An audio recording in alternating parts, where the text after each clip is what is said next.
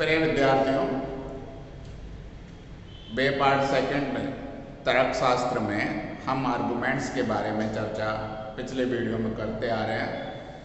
सत्यता सारणी के माध्यम से युक्ति किस प्रकार से वैध या अवैध होती है उसके बारे में हमने पिछले वीडियो में बताया। जो सिंबॉलिक लॉजिक है, प्रतीकात्मक तर्कशास्त्र है, उसके अंतर्गत जो है हमने आर्गुमेंट की वैलिडिटी की बात की थी कि आर्गुमेंट वैलिड कब होता है, इनवैलिड कब होता है, उसके बारे में सत्यता सारणी का प्रयोग करते हुए बतलाने का प्रयास किया। अब हम जो है युक्ति और युक्ति का आकार या वाक्य आकार के संदर्भ में देखेंगे। वाक्य आकार की चर्चा हम कर लेंगे प्रीपोजिशन के संदर्भ में, प्रतिज्ञप्ति के संदर्भ में, हम आर्गुमेंट के संदर्भ में चर्चा करेंगे कि युक्ति का जो आकार है, युक्ति के आकार को जो है तीन भागों में विभाजित करते हैं। तीन प्रकार जो है युक्ति और युक्ति के आकार के संदर्भ में बतलाए गए। ये जो तीन जो आकार बतलाए गए हैं उसमें सबसे पहला जो है पुनर्कथन है, जिसे हम टोटोलॉजी के नाम से जानते हैं। दूसरा जो है व्याख्यात है, और तीसरा जो है कॉन्ट्रोडिक्टरी जिसे हम कहते हैं, और तीसरा जो है कंटिंजेंट या संभाव्य है। तीन जो है वाक्य आकार बतलाए गए। एक सबसे पहला क्या बतलाया गया, पुनर्कथन, दूसरा व्याख्यात और तीसरा जो है संभाव्य। अब इन वाक्य आकारों के संदर्भ में देखेंगे कि पुनर्कथन किसे कहा जाता है, व्याख्यात किसे कहा जाता है और संभाव्य किसे कहा जाता है। इनकी परिभाषा के रूप में देखेंगे, फिर इनको जो है सत्यता सारणी के माध्यम से समझने का प्रयास करेंगे। सबसे पहले हम बात करेंगे टोटोलॉजी या पुनर्कथन की। टोटोलॉजी या पुनर्कथन देखिए, एक जो संयुक्त जो युक्ति होती है, एक आर्गुमेंट जो एक युक्ति जो होती है, मिश्र प्रतिज्ञप्ति जिसे हम कह सकते हैं। मिश्र प्रतिज्ञप्ति का तात्पर्य एक आर्गुमेंट जिसमें बहुत सारे कथन देखने को मिलेंगे। तो मिश्र प्रतिज्ञप्ति का जो अंतिम कॉलम बनेगा, हमारा एक आर्गुमेंट जो बनाएंगे, मिश्र प्रतिज्ञप्ति जो बनाएंगे, उस युक्ति का जो अंतिम कॉलम बन रहा है, यदि उस युक्ति के अंतिम कॉलम के सारे स्तंभ एक साथ सत्य होते हैं तो उसे पुनर्कथन कहा जाता है। युक्ति के संयुक्त मिश्र प्रतिज्ञप्ति जिसके अंतिम कॉलम स्तंभ जो बनाएंगे, मूल्य जो निकालेंगे, मूल्य निकालते हुए जो अंतिम कॉलम में पहुंचेंगे, तो अंतिम कॉलम के सारे स्तंभ, चाहे वो 2 स्तंभ हो, चाहे 4 हो, चाहे 8 या 12, अंतिम स्तंभ की बात कर रहे हैं। पंक्तियों की संख्या की हम बात करें कि 2 पंक्ति भी हो सकती है, 4 पंक्ति भी हो सकती है, 8 पंक्ति भी हो सकती है, 16 पंक्ति भी हो सकती है, 32 भी हो सकती है, 64 भी हो सकती है, 128 भी हो सकती है, कितनी भी होगी, 256 भी हो जाएगी आगे चलकर जो है। क्योंकि बढ़ते हुए क्रम में, जैसे मैंने पंक्तियों का सूत्र बताया था कि 2 घात n है, तो जितने वेरिएबल होंगे उतनी पंक्तियां बन जाएगी। तो यहाँ पर हम देख रहे हैं कि अंतिम जो कॉलम हमारा बनेगा, अंतिम कॉलम के सारे कथन यदि एक साथ सत्य हैं तो क्या हो जाएगा, पुनर्कथन हो जाएगा।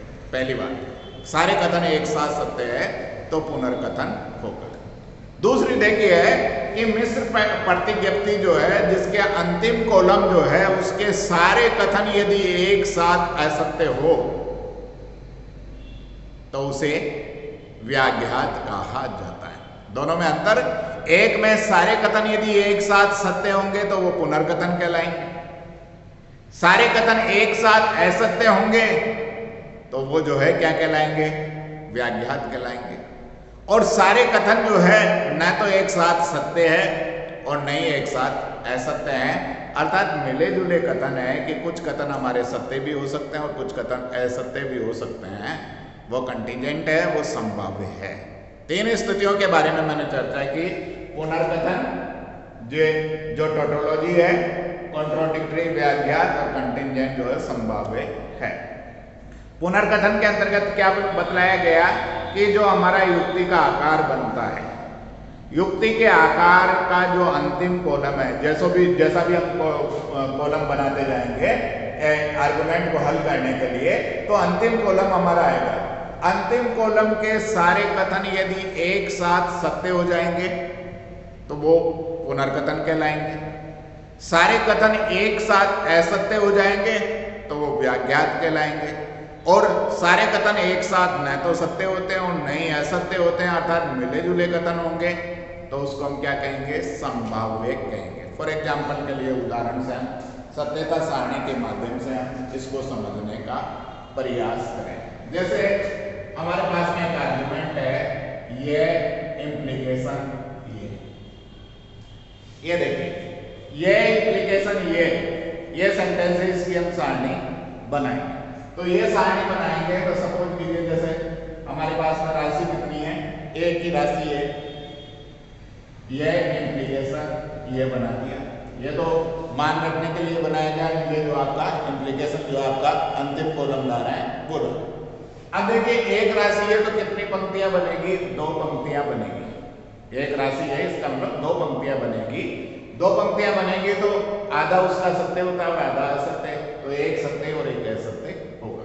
यह सत्य है और ये असत्य है, ये होगा। अब देखिए ये इम्प्लीकेशन ये दोनों राशियां एक ही है, ठीक है? तो ये सत्य है, ये का तात्पर्य ये सत्य और ये भी सत्य, दोनों का मान तो एक ही होगा। ये सत्य और ये सत्य, दोनों ये सत्य हुए तो दोनों सत्य होंगे तो क्या होगा? सत्य होगा।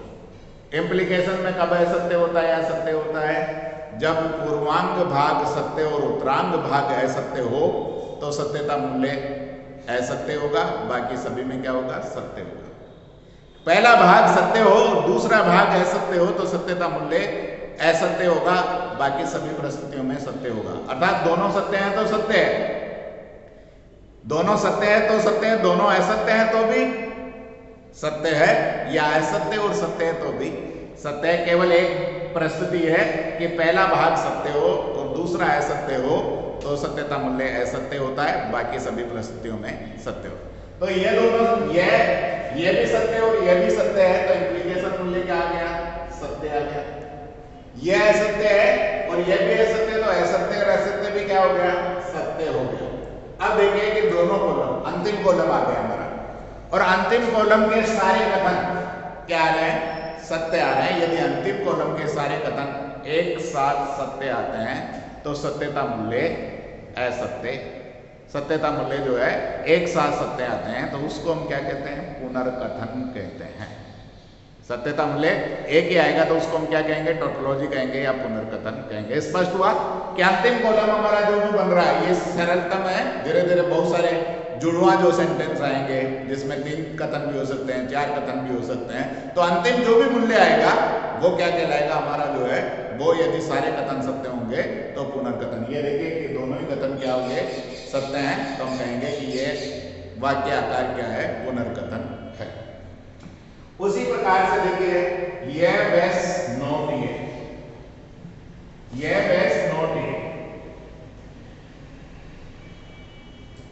ये वेस नॉट ये देखिए, तो इसका कैसे बनाएंगे? सबसे पहले तो ये बनाएंगे, फिर नोट ए का मान निकालेंगे और फिर उसके बाद में ये वेस नॉट ये बनाएंगे। अभी एक ही राशि हमारे पास में यही राशि है तो 2 पंक्तियां बनेगी और दोनों पंक्तियों में का जो मूल्य होगा एक सत्य होगा और एक असत्य होगा, ठीक है? यह सत्य हो गया और दूसरा क्या हो गया? असत्य हो गया। इसका निषेध करेंगे तो सत्य क्या बन जाएगा? असत्य बन जाएगा और असत्य क्या बन जाएगा? सत्य बन जाएगा, ठीक है? अब बहस करना है तो विकल्प कब सत्य होता है और कब असत्य होता है? विकल्प केवल एक ही परिस्थिति में असत्य होता है जब उसके दोनों कथन एक साथ असत्य हो। शेष सभी परिस्थितियों में वो सत्य होगा। अर्थात एक भी कथन सत्य है तो सत्यता मूल्य उसका क्या होता है? सत्य ही होता है। ये देखो ये सत्य और ये सत्य, एक कथन सत्य आ गया, इसका तात्पर्य सत्य। ये सत्य और ये सत्य है तो ये भी सत्य। दोनों ही कथन क्या आ गए? एक साथ सत्य आ गए और दोनों ही कथन एक साथ सत्य आ गए तो सत्य। इसको हम क्या कहेंगे? पुनर्कथन कहेंगे। अब उसके बाद में देखिए ये कंजक्ट ये कंजक्ट ये ये कंजक्ट ये देखिए, ये क्या है, ये कंजक्ट ये में ये का बनाओ, फिर ये कंजक्ट ये का बनाओ, ठीक है, ये कंजक्ट ये का बनाओ। तो ये देखिए ये सत्य और असत्य, दोनों सत्य मिलाएंगे तो सत्य हो जाएगा और दोनों असत्य मिलाएंगे तो असत्य हो जाएगा। तो सत्य और सत्य सत्य बन गया, असत्य और असत्य असत्य हो गया। अंतिम पंक्ति में क्या निष्कर्ष आ रहा है, सत्य और असत्य आ रहा है। तो मैंने कहा दोनों कथन एक साथ सत्य होंगे तो सत्यता मूल्य सत्य होने पर पुनर्कथन होगा, दोनों कथन एक साथ असत्य होंगे तो वो व्याख्यात कहलाएगा, और सत्य और असत्य होगा तो संभाव्य होगा। तो ये आपका कथन जो है संभाव्य है। उसी प्रकार से जैसे हम ये वैस जो है हम ये कंजक्ट नॉट ये की बात करें, ये कंजक्ट नॉट ये की बात करें तो ये क्या होगा, ये सत्य है, ये नॉट ये, दोनों की बनाएंगे, ये सत्य ये असत्य, ये सत्य ये असत्य हो गया और ये सत्य हो गया, ठीक है। तो ये जो स्थिति है तो सत्य और असत्य कंजक्शन में असत्य हो गया,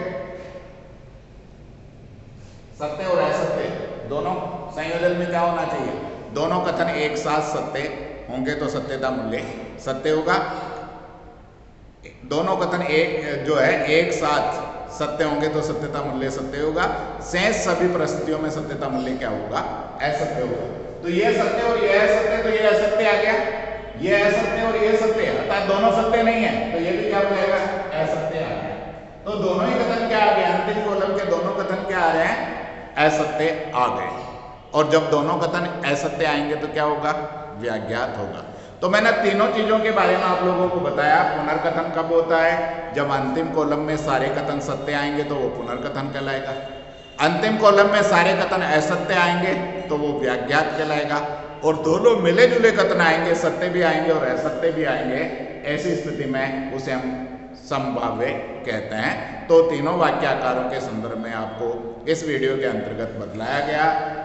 उसके बाद में पुनर्कथन कौन से हैं, व्याख्यात कौन से हैं, संभाव्य कौन से हैं, बहुत सारे प्रश्न आप लोगों की एक्सरसाइज में दिए गए हैं, आप लोग निकाल कर देखेंगे। कुछ एक्सरसाइज के सवाल जो है नेक्स्ट वीडियो में हम जो है यहाँ पर आपको करवाने का प्रयास करेंगे, ताकि हम मालूम करें कि कौन से जो वाक्याकार है वो पुनर्कथन है या व्याख्यात है या संभाव्य है। तो आप लोग निश्चित रूप से जो है ये जो सिंबॉलिक लॉजिक है, जो प्रतीकात्मक तर्कशास्त्र है, उसको समझने का प्रयास करें। आपके जीवन के लिए, आपके अध्ययन के लिए, आपके कक्षा के सिलेबस के लिए बहुत ही आवश्यक है। धन्यवाद।